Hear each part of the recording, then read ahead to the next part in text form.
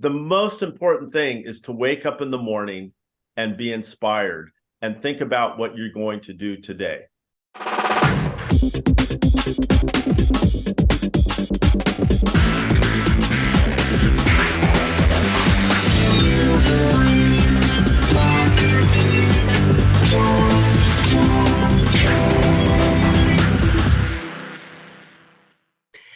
Hey there, and welcome to a brand new episode of Delivering Marketing Joy. I am your host, Kirby Hassman, and joining me today is a brand new rock star. I'm so excited to dive into this conversation, this topic today. He is the founder and CEO of Patton Design, but he's also the author of the new book, Inspirations of Creativity, Quotes from Conquering the Chaos of Creativity. I absolutely love that title. Doug Patton, thanks so much for joining me. Well, Kirby, thank you very much for inviting me on your program, and I look forward to a lively discussion. Yeah, absolutely. It's going to be fun. So let's dive right in. I've actually led discussions about creativity, and you ask the most creative people, and I always find like it's hard to define. But I've seen that you have said that we are uniquely wired to transform imagination into reality, and how we can move the what if into here it is. So, like, how do we do that? Well, everyone comes from a different place with creativity, and I'll give the extremes. Someone who has been a creative soul their whole life and has been incredibly successful with it. Okay. And that could be business, that could be music, that could be almost anything you could think of. The other extreme is someone, and I'm talking adults now, that tears my heart apart, that says, you know what, I'm not creative. I have no imagination, right? Right. And to get back to when we're all kids, we all are born with an innate sense of creativity and imagination. And as our education process is limited to the basics, and the teachers never have enough time, parents are busy, somehow creativity and imagination is ignored, right? Except for a few valued souls who are brave and courageous and want to, on their own, strike out and figure out what that is. And the problem is that it does kind of take a courageous soul, because when you're creative, the basis of it is success and failure, right? Yeah. It's kind of like doing a painting. If you're doing an oil painting, that's great. You can say, okay, I'm going to change that blotch into a tree. But if it's life, it could be a business mistake of 10, 20 million that you didn't look at the stock process. Yeah. Or it could be someone just like you and me, just a normal guy trying to make a living, and you try to create something new and it doesn't go forward. What I have created in the book, Conquering the Chaos of Creativity, and the latter one, Inspirations, which is kind of an entree into that, quotes of inspiration, is you have to start somewhere. So that's a really circuitous, long-winded answer to the point. Everyone starts somewhere, and never be afraid of where you're at. Take the first step. Take the first moment, if it only comes down to that. But take that moment and try to pursue it and hold on to it, because everyone comes from a different place. And to answer your question, it could be a week-long sabbatical and me attending to each person's psyche, where they're at and how to move them forward. It's almost like being a psychologist, because everyone comes in with a certain state of awareness of what problem they have, and you have to tune it to that person. So I have a whole chapter in the book about psychological creativity, because that is an essential approach. So as you can see, I'm rather long-winded and verbacious about this point. So I'll shut up and let you interview me. Well, no, it's good. This is really good. It reminds me, I don't know if you see the parallel here, Doug, but reminds me of the concept of mindset, where you're fixed mindset versus growth mindset. And I think some people are very fixed mindset about creativity. Well, I'm not creative. And I think the idea that you're talking about is shifting to, look, I can grow into it if I actually try and do and are willing to put myself out there. Is that fair? Yeah, again, the audience is, probably in the spectrum that I talked about, Right. very creative to people that say they're not. Right. And the it sounds self-aggrandizing, but the reason I wrote the book is not for profit, Mm. but to teach. Yeah. Get the book on conquering chaos, because all your questions are there in this rather voluminous book. I wanted it to be simple. My publicist wanted it 200 pages. It came out to about 650, Wow. and even then I wanted it to go on.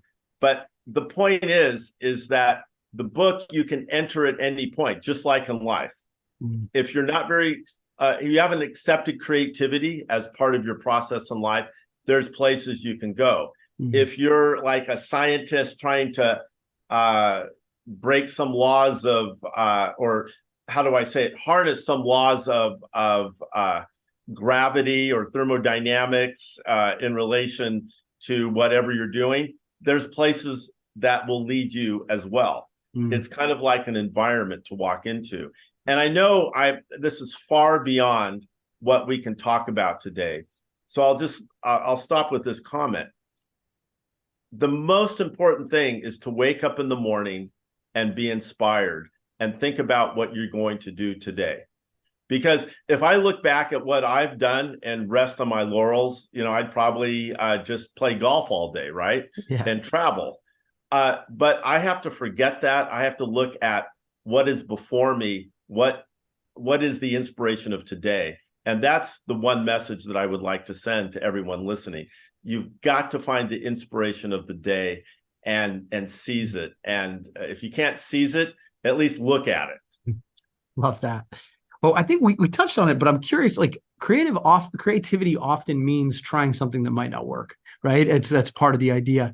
So how do we use failure as fuel, as I've seen you talk about? How do we stick with it when things aren't working? Well, there's a lot of great people who have stated failure is a way of falling towards success. Mm. Or if you look at the thing about Edison, they said, "Oh, you failed 1,000 times to create the light bulb," and he goes, "No, I simply kept going until I found the right solution." So it's a matter of perspective, right? And okay, so on one side, it can be delusional that you have no basis to accomplish your task. So what I would say, to a lot of people that come to me that are beginning inventors, and I say, you've got to get some idea of how big the task is. Are you humanly able to do it? And if it's within your purview, I think you should go for it. And I think it's the process of creativity that scares people, because in grade school, we get to draw pictures and there's no punishment for mistakes, right? Right. So as you move on, you're starting to learn algebra and different things. And if you do something not like the proof, well, it's wrong, right? Yeah. But there's a lot of people who just know the answer. My son was the same way in math. He could see something, he didn't even know how he got the answer, and he's a wizard at math. Okay. And we have to respect that creative leap. Something I call the subconscious cloud. It's in my book. It's how you formulate ways to invent ideas based upon your subconscious ability. And I know I'm going off into left field again, talking about how the subconscious, properly harnessed, is a supercomputer, probably greater than AI for most people. This is a process that we aren't trained in. And right now, that AI is kind of taking over what we wish we could do with our imagination. Now is actually an urgent time for us to start thinking about how our inner souls are innately creative. It's a very important discussion right now. Yeah, we are living through an interesting time, that's for sure. So one of the concepts that I've kind of read up on you, where you talk about the 7 foundations of creativity. Are you willing to chat about what those are? Yeah. So before I get into the detail of the 7 foundations, I want to talk about how when we get, before I started my book, I probably read 30, 40 books of creativity. And most people say the 5 easy steps to be creative. And, or, these are the games you play or whatever. To be truly creative is to go deep into your soul and become stressed, not willingly, but creativity isn't just an intellectual movie that's like a romantic comedy where everything is fun. It involves deep psychological pressure because every great step is incredibly stressful and has failure. So what I try to include is your mind, your soul, and your spirit, which with every great creator, they've drawn on that. So one is inspirational creativity, invention creativity, psychological creativity, imagination creativity, and analytical creativity. And analytical is actually a big area where most people focus. But my main point, if I was to divide this into two places, I would call the yin and yang of creativity. Okay. So one part is your inward ability to motivate yourself to solve problems. This inward ability is an incredibly important part of empowering yourself. The outward, the yang or the yin, whatever you want to look at it, is how you take that vision and make it real, make it happen in the real world, how you deal with people, deal with organizations, deal with money, and how you make it happen. So it's the 7 foundations can be broken down into that yin and yang. You have your internal fire, intellect, inspiration, vision that you must take care of every day. It's kind of like eating right and exercising. Your imagination, creativity is something that needs caretaking internally, because when you are doing bold new ideas, like right now, I've got about 6 companies, and a lot of them are bold ideas, never happened before. I'm dealing with FDA, patents, investors, and everyone has to understand the vision. But inside is where you have to focus to be strong, where failure is just part of the waveform of success. Okay. So don't get depressed by failure. It's easy to say, but God knows I've had more failure than most. And don't be, let's say, over the top about success, because I've had more success than I could ever imagine when I started my company in the 20s. You have to realize it's just part of the waveform of creativity. And when you can get to that point, is something that is empowering. And I'm lucky to be there. When I was younger, one failure was like the world crushing in on me. And one success was like, okay, I got it made. But now it's really retrospective. It's the process of understanding that failure and success is just part of the same thing. And you have to, I'm going to bring it back to your title. You have to have joy in it. You have to have fun. And if it's not fun, why are we all doing this, right? Right. I'm having the best time of my life right now. And awesome. I'll just turn it back to you on that point. Well, that's really cool. So one final question. This is great. One of the things I think that people struggle with is the world's just so distracting, right? And so how do we eliminate some of the mental blocks so that we can tap into creativity and have that more fulfilling and like you said, joyful life? You ask, I have to say, Kirby, you asked some amazing questions that I need like an hour to answer. You have I can tell that you have a reservoir of creativity to ask these questions because they're okay. So I have to go back to every person. It's unique, right? Yeah. And so in like a minute or two that we have here, the best thing I could say is give my life as an example to start. Mm. I started my company in the 20s. I'm 40. I'm still doing this. Excuse me. I'm 70 and still doing this. Maybe that's I'm not quite as alert. I said I'm 40. I wish I was 40. Actually, I'm going to tell you, I'm diving off. I run every day. Yep. I lift weights every day.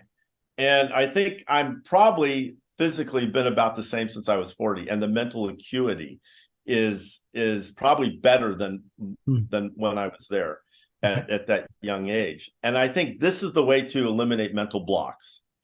Is you have to take care of your body. Yeah. You have to take care of your mind. And a block is kind of like a physical challenge or a mental challenge. If you're not able to, how do I say it, run a mile in, let's say, 9 minutes, or if you're not able to solve a differential algebraic nonlinear equation based upon what you learned in college, your brain isn't sharp enough, how are you going to eliminate blocks? Okay. Yeah. You could do things that are, how do I say, you can use all the internal things to get inspired. You could meditate. You could stay positive, which is probably 80% of every day, staying positive. Yeah. You can do everything you can. But when it comes down to it, you have to train yourself to eliminate mental blocks. It is not a lethargic process. Yeah. You must train yourself because those blocks can happen constantly. I'll go back to my book on this point. You see this little sign behind me. It says, wake up your mind. I've delivered all my wisdom in 40 years of invention in that book. And again, I'm not promoting it, but I wrote it for a reason. It is all about eliminating mental blocks. Things about creativity inertia, subconscious cloud, methodical intuition, all these things build to eliminate mental blocks. And I'll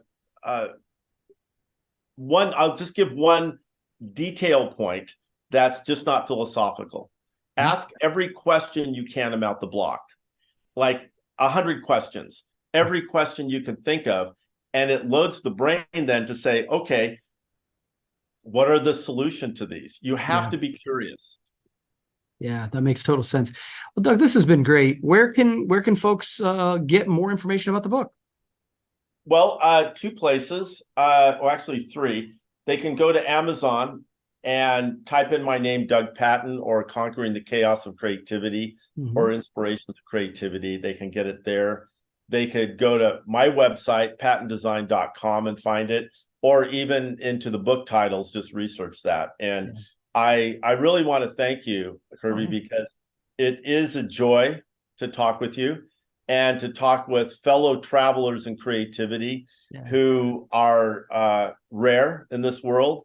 And it's our job to make more. Anyone who can strike out after listening to this and say, you know what? I'm going to find a path to be inspired and be creative. And it doesn't matter what that is, how small or big. It's time to start. Try it every day. I love it. It'll be fun. You'll have fun. Yeah, I agree with that. Doug, thanks so much for doing this. I really appreciate it. And that is going to wrap up this edition of Delivering Marketing Joy. We'll see you next time.